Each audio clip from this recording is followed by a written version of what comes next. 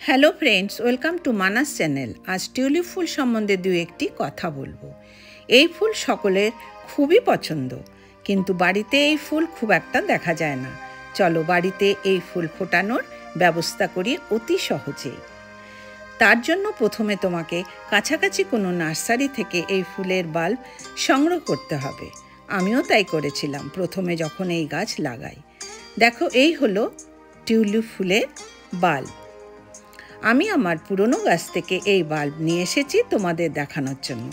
এই ফুলের মাটি তৈরি ও বাল্ব সংরক্ষণ সম্বন্ধে পরে বলছি।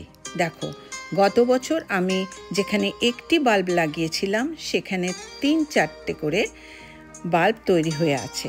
পরের বছর বেশি পরিমাণে গাছ লাগাতে পারবো।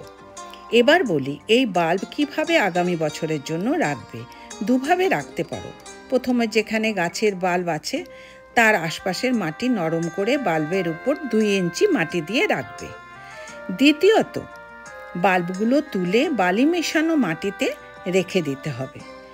এই বাল্ব লাগানোর সময় হলো অক্টোবর মাস, শীতের প্রথমে। এবার দেখাবো কিভাবে এই বাল্বের মাটিতে লাগাতে হয়। গাছের জন্য মাটিতে 3টে জিনিস দরকার: ভার্মি কম্পোস্ট, কোকোপিট আর কিচেন ওয়েস্ট। মাটিতে 5-6 ইঞ্চি গর্ত করে এই বাল্ব লাগাতে হবে। তারপর বাল্বের ওপর 2 ইঞ্চি মাটি দিয়ে ঢেকে দিতে হবে।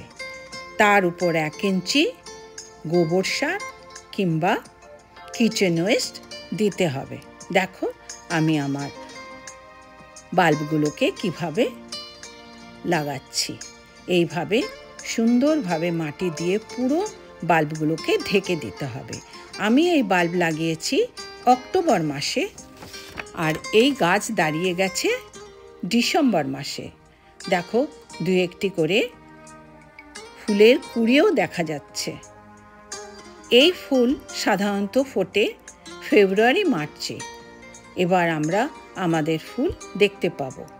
দেখো, আমারও ফুল ফুটতে শুরু করে দিয়েছে। এবার আমি প্রচুর ফুল দেখতে পেয়েছি।